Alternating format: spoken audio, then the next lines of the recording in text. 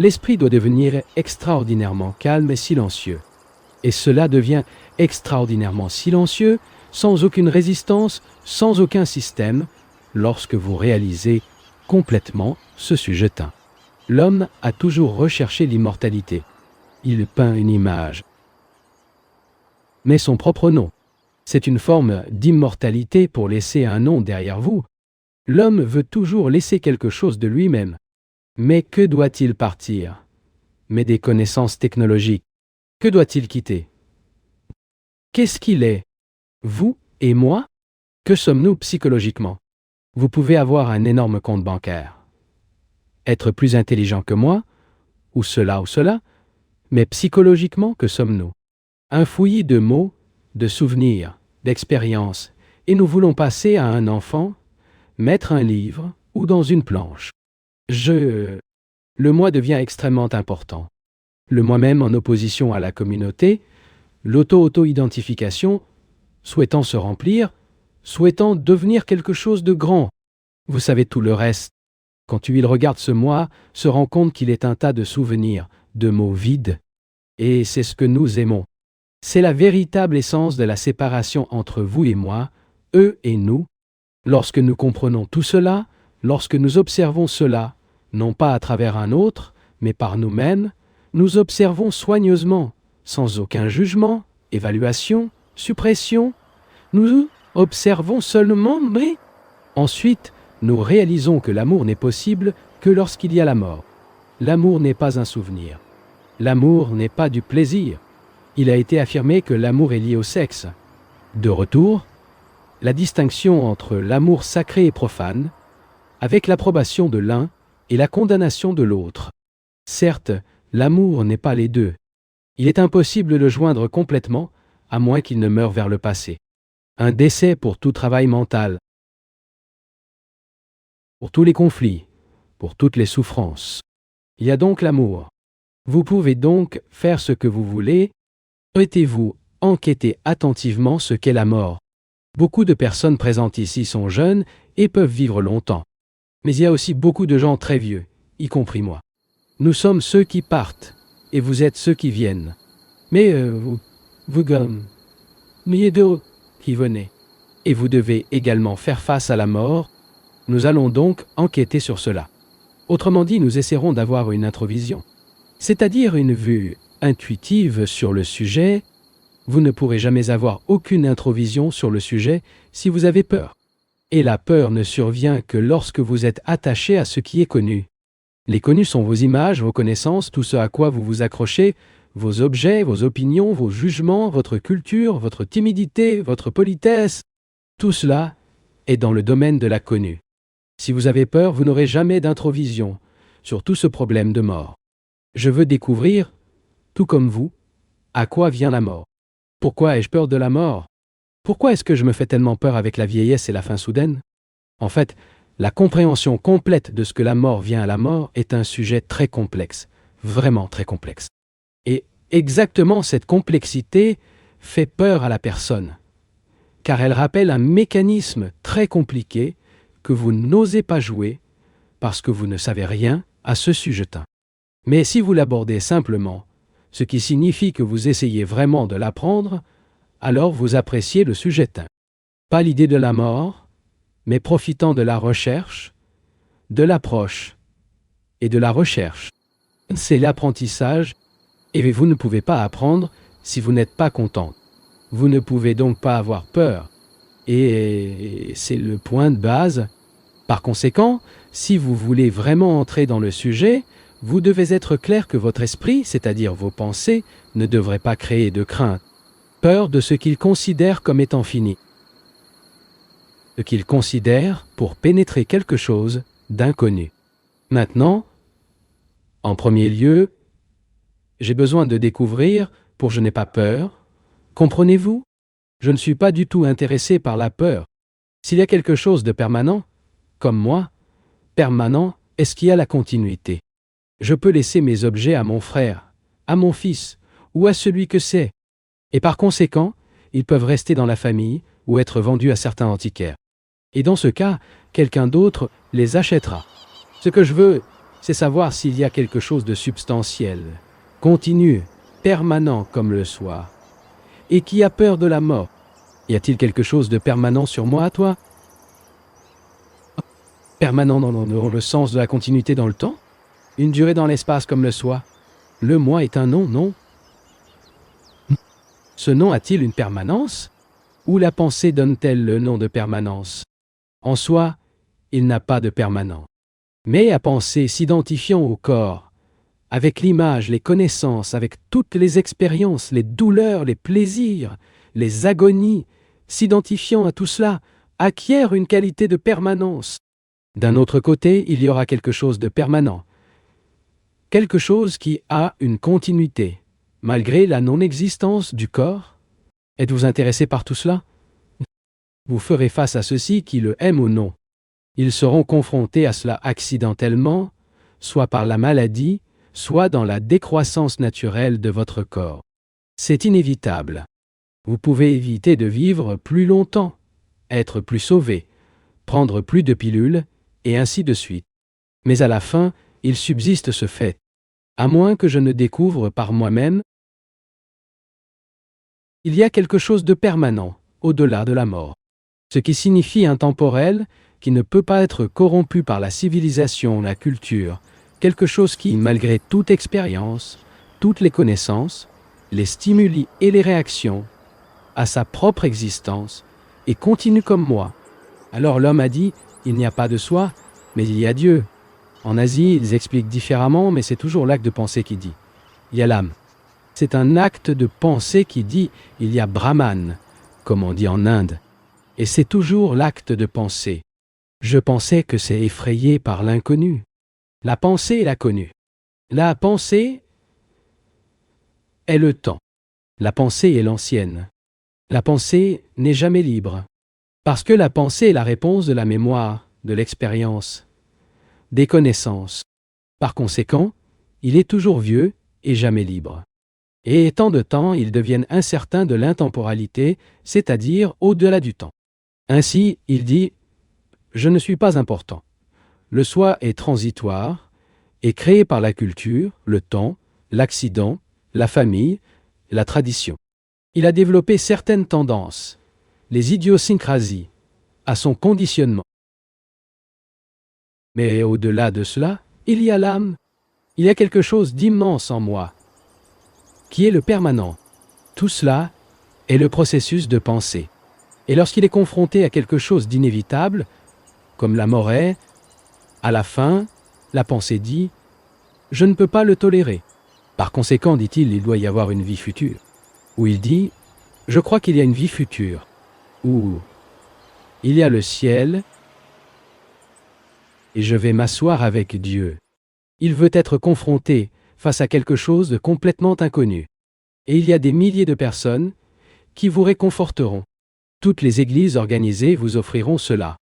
Vous voulez cela, et pour cela, ils existent. Nous pensons que le temps est indispensable pour briser le conditionnement que la société, avec ses religions organisées, ses codes moraux, ses dogmes, et son arrogance, et son esprit de compétition, imposé dans l'esprit de compétition. Nous pensons en termes de temps, parce que la pensée suppose le temps. La pensée est la réponse de la mémoire, et la mémoire est l'arrière-plan composé de tout ce qui a été accumulé, hérité, acquis par la race, la communauté, le groupe, la famille, et l'individu étant le résultat d'un processus d'achat de l'esprit. Et son accumulation a pris du temps. Pour la plupart d'entre nous, l'esprit est la mémoire. Et chaque fois qu'un défi ou une demande survient, c'est la mémoire qui répond. C'est quelque chose comme la réponse d'un cerveau électronique qui fonctionne à travers un processus associatif. Étant donné que la pensée est la réponse de la mémoire, il est, par sa nature même, un produit du temps et du créateur du temps.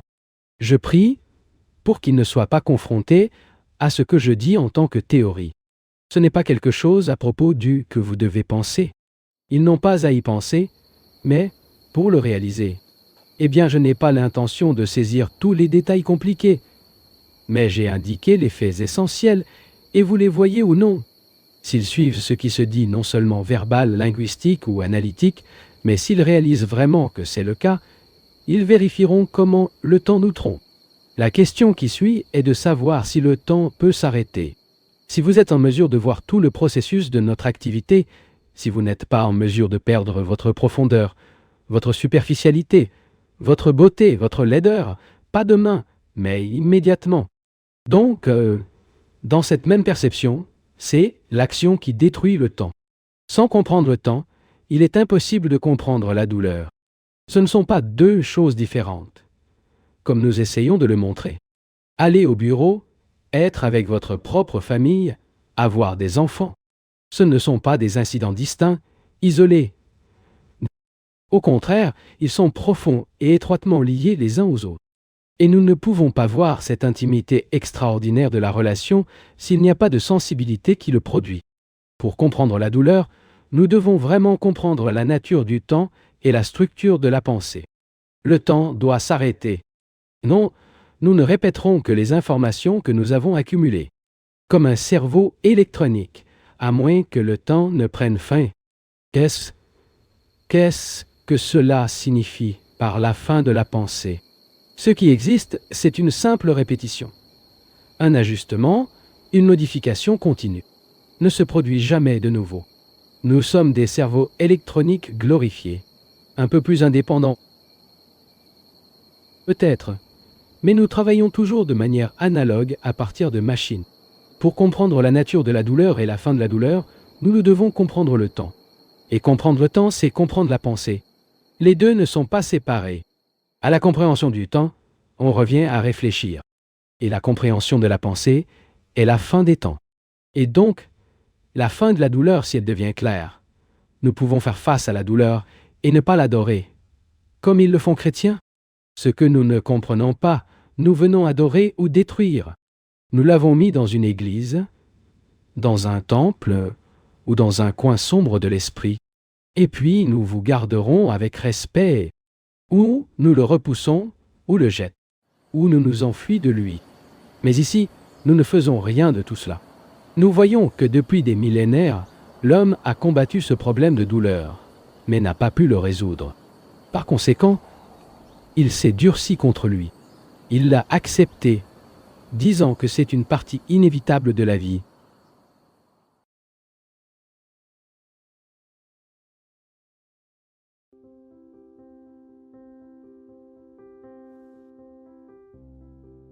Mais si vous réalisez que c'est toujours l'action de la pensée, et donc basée sur la peur, l'imagination, le passé, vous remarquez que c'est le domaine de l'inconnu. Autrement dit, je suis attaché au domaine de connu avec toutes ses variétés, changements, activités, et ce que je demande, c'est être réconforté. Parce que j'ai trouvé une consolation dans le passé, je vivais dans les domaines de la connaissance, et c'est mon territoire. Je connais ses limites, ses frontières, et les frontières sont ma conscience. Y est son contenu. Tout cela m'est très familier, et la mort est quelque chose que je ne sais pas, et je n'en veux pas. Je me demande donc, ma vie était le passé. Je vis dans le passé, j'agis dans le passé, et c'est ma vie. L'esprit, mind, vérifiant cela, meurt en fait vers le passé.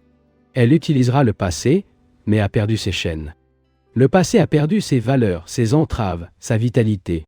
Et l'esprit a donc sa propre énergie qui n'est pas dérivée du passé. Donc vivre, c'est mourir. Ils comprennent? Par conséquent, vivre, c'est aimer. Que signifie mourir? Parce que s'il n'y a pas d'attachement, il y a de l'amour. S'il n'y a pas d'attachement au passé, le passé a sa valeur, qui peut être utilisée, qui doit être utilisée comme connaissance. Donc, ma vie est un renouvellement constant. C'est un mouvement constant dans le domaine de l'inconnu, dans lequel il y a l'apprentissage, le mouvement. Par conséquent, la mort est une solitude définitive. Et par conséquent, il existe un type de vie complètement différent. Je voudrais parler d'un problème très important, qui est la mort. La mort non seulement de l'individu, mais la mort comme une idée qui existe répandue dans toutes les parties de la Terre et qui, au cours des siècles, a été considérée comme un problème jamais résolu. Il y a non seulement la peur individuelle de la mort, mais aussi une attitude énorme et collective envers la mort. En Asie, ainsi que dans les pays occidentaux, et cela doit être compris. Nous considérons alors tout ce sujet ensemble. En considérant un problème aussi vaste et important, les mots ne servent qu'à communiquer, pour nous permettre de maintenir une communion entre eux. Mais le mot lui-même peut facilement devenir un obstacle lorsque nous essayons de comprendre une question profonde comme celle de la mort. Sauf si nous consacrons toute notre attention et que nous n'essayons pas seulement de trouver une raison pour son existence, seulement verbalement, le logo ou l'intellectuel. Avant ou peut-être pendant le processus de comprenant ce phénomène extraordinaire, appelé la mort, nous devons également comprendre le sens du temps, qui est un autre élément d'une importance extrême dans nos vies. La pensée crée du temps et le temps contrôle et façonne notre pensée. J'utilise le mot temps non seulement au sens chronologique d'hier, aujourd'hui et demain, mais aussi au sens psychologique. Le temps que la pensée a inventé comme un moyen d'atteindre, de retarder, d'influence les deux de nos vies, n'est-ce pas? Il faut être conscient du temps chronologique, sinon, vous et moi ne pouvons pas prendre rendez-vous à un certain endroit. Le temps chronologique est évidemment nécessaire dans les événements de nos vies. C'est un point absolument clair que nous n'avons pas besoin d'approfondir. Ainsi, ce que nous devons explorer, discuter et comprendre, c'est le processus psychologique total que nous appelons le temps. S'il vous plaît, si vous entendez simplement les mots, et ne cherchez pas à voir l'implication cachée derrière eux, je crains que nous ne puissions pas aller beaucoup. Beaucoup d'entre nous sont asservis par les mots et les concepts ou les formules que les mots ont rassemblés. Mais ne mettez pas le tout de côté simplement, car chacun de nous a une formule, un concept, une idée et un idéal, rationnel, irrationnel ou névrotique, selon lequel on vit. L'esprit est guidé par un certain modèle, par une certaine série de mots, qui est devenu un concept, une formule. C'est vrai pour chacun de nous. Et ne vous y trompez pas. Il y a une idée, un modèle, selon lequel nous façonnons nos vies. Mais si nous voulons comprendre cette question de vie et de mort, toutes les formules, modèles et idées qui existent, parce que nous ne comprenons pas ce que c'est que de vivre, ils doivent disparaître. Un homme qui vit complètement sans crainte, n'a aucune idée de la vie. Votre action est pensée et votre réflexion est l'action. Ce ne sont pas deux choses séparées. Mais parce que nous craignons ce que nous appelons la mort, nous le séparons de la vie. Nous mettons la vie et la mort dans différents compartiments et étanches, avec un grand espace entre eux. Et nous vivons selon le mot, selon la formule du passé, de la tradition, ce qui s'est déjà produit. L'esprit, attaché à ce processus, ne peut jamais voir toutes les implications de la vie et de la mort, ni de comprendre ce qu'est la vérité. Ainsi, en enquêtant sur cette question avec moi, s'ils le font en tant que chrétiens, bouddhistes, hindous, ou comme quoi que ce soit, vous serez complètement perdus. Et s'ils ont apporté cette enquête, les résidus de leurs différentes expériences, les connaissances qu'ils ont acquises dans les livres, ou par le biais d'autres personnes, seront non seulement déçus, mais aussi assez confuses. L'homme qui est vraiment disposé à entreprendre cette enquête doit, tout d'abord, se débarrasser de tout ce qui constitue sa formation. Et c'est notre plus grande difficulté. Et j'ai besoin de me débarrasser du passé, non pas en réaction, mais parce que, sans cette liberté, il est impossible de découvrir quelque chose de nouveau. La compréhension est la liberté, mais peu d'entre nous veulent être libres. Nous préférons vivre dans la sécurité d'un programme formé par nous-mêmes ou dans un programme construit par la société. Toute rupture de ce modèle est très dérangeante et, en évitant ces troubles, nous vivons une vie de négligence, de mort. Pour enquêter sur l'immense question de la mort, nous devons inévitablement être conscients non seulement de notre esclavage aux formules et aux concepts, mais aussi à nos peurs, à notre désir de continuité, etc. Pour enquêter, nous devons être renouvelés lors de la résolution du problème. S'il vous plaît, c'est extrêmement tentant. L'esprit doit être clair et ne pas être attaché à aucun concept ou idée. Il ne pénètre même pas quelque chose d'aussi extraordinaire que la mort devrait l'être. La mort doit être extraordinaire, pas ce phénomène que nous essayons de frustrer, et nous avons tellement peur. Logiquement, nous sommes des esclaves du temps.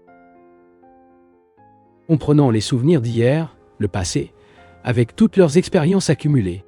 Il ne s'agit pas seulement de votre mémoire en tant que personne en particulier, mais aussi de la mémoire collective de la race de l'homme le long des âges. Le passé est composé de douleurs individuelles et collectives de l'homme, ses malheurs et ses joies, sa lutte extraordinaire pour la vie contre mort, avec la vérité, avec la société. Tout cela est passé. Hier, s'est multiplié des milliers de fois. Et pour beaucoup d'entre nous, le présent est le mouvement du passé vers l'avenir. Il n'y a pas de division exacte telle que le passé, le présent et l'avenir. Ce qui s'est passé est modifié par le présent, c'est ce qui se passera. C'est tout ce que nous savons. L'avenir est le passé modifié par les accidents du présent. Demain est hier, reformulé par l'expérience, les réactions et les connaissances d'aujourd'hui. C'est ce que nous appelons le temps. Le temps est quelque chose qui a été organisé par le cerveau. Et le cerveau, à son tour, est le résultat du temps de milliers d'années. Chaque pensée est le résultat du temps. C'est une réponse de la mémoire. C'est la réaction des aspirations d'hier, de leur frustration, des échecs, de la douleur, des dangers imminents. Et avec cet arrière, nous regardons la vie et considérons tout, qu'il y ait Dieu ou non, quelle est la fonction de l'État, la nature de la relation, comment surmonter ou s'adapter à la jalousie, à l'anxiété, à culpabilité, désespérer, à la douleur, Nous sommes confrontés à tous ces problèmes avec ce contexte du temps. Mais tout ce que nous ferons face à ce fond sera déformé. Et lorsque la crise qui crie par l'attention est très grande, nous approchons des yeux du passé. Nous agissons de manière névrotique. Ce que la plupart d'entre nous font ou construisons pour nous, un mur de résistance contre le fait. C'est tout notre processus de vie. S'il vous plaît, j'expose verbalement tout cela. Mais, si vous vous limitez aux mots, et je n'observe pas le processus de réflexion lui-même, ce qui signifie vous voir comme vous êtes vraiment, alors vous n'obtiendrez pas une compréhension complète de la mort. Et cette compréhension doit être. Si vous voulez être libre de la peur et aller à quelque chose de tout à fait différent. Nous traduisons continuellement le présent en termes de passé et agissant de cette manière, nous continuons ce qui s'est passé. Pour la plupart d'entre nous, le présent est la continuation du passé. Nous sommes confrontés à des événements de notre vie quotidienne qui a toujours sa nouveauté particulière, sa signification caractéristique, avec le poids mort du passé, créant ainsi ce que nous appelons l'avenir. S'ils ont déjà observé leur esprit, non seulement conscient, mais aussi l'inconscient, ils sauront qu'ils sont le passé, qu'il n'y a rien en eux qui est nouveau, rien qui n'est pas corrompu par le passé, pour le temps. Et il y a ce que nous appelons le cadeau. Y aura-t-il un cadeau non affecté par le passé? Y aura-t-il un cadeau qui ne conditionne pas l'avenir? Il est peu probable que vous y aimiez auparavant, et nous devrons donc approfondir davantage. Beaucoup d'entre nous ne veulent vivre que dans le présent, car le passé est très lourd, très chargé, très exhaustif, et le futur très incertain. L'esprit moderne dit « vivant complètement dans le présent ». Cela ne vous dérange pas ce qui se passera demain, mais je vis aujourd'hui. Quoi qu'il en soit, la vie est un tel malheur que le mal d'un jour suffit. Alors, vivez chaque jour complètement et oubliez tout le reste. Bien sûr, c'est une philosophie du désespoir. Est-il possible de vivre dans le présent sans lui apporter le temps qui est le passé? Vous pouvez certainement vivre dans cette totalité du présent, uniquement lorsque vous comprenez la totalité du passé. Mourir pour le temps signifie vivre dans le présent, et vous ne mourrez que si vous comprenez le passé. Ce que cela signifie de comprendre son esprit, non seulement l'esprit conscient qui va au bureau chaque jour, accumule les connaissances et les expériences, a des relations superficielles et tout le reste, mais aussi l'inconscient dans lequel les traditions accumulées de la famille sont enterrées, du groupe, de la course, L'inconscient est également enterré dans l'inconscient de l'énorme douleur de l'homme et de la peur de la mort. Tout cela est le passé. C'est vous. Et vous devez comprendre cela. Si vous ne comprenez pas cela, si vous n'enquêtez pas sur les manières de votre propre esprit et de votre cœur, de votre ambition et de votre douleur, si vous ne savez pas complètement, vous ne pourrez pas vivre dans le présent. Vivre dans le présent, c'est mourir dans le passé.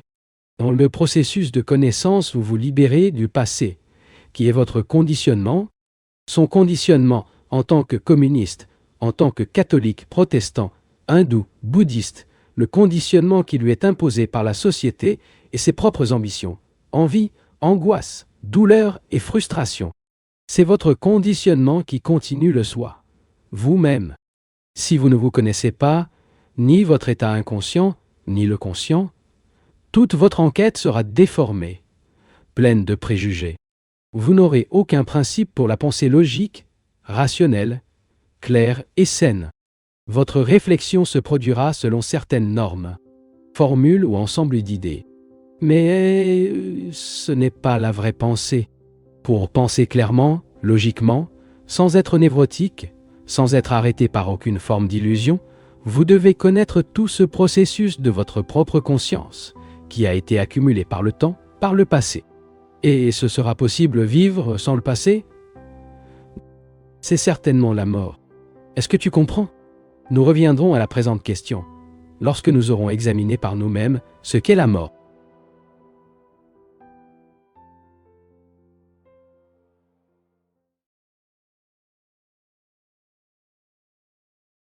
Chacune de ces vidéos est une construction, et ceux qui restent jusqu'à la fin participent à la soutenir.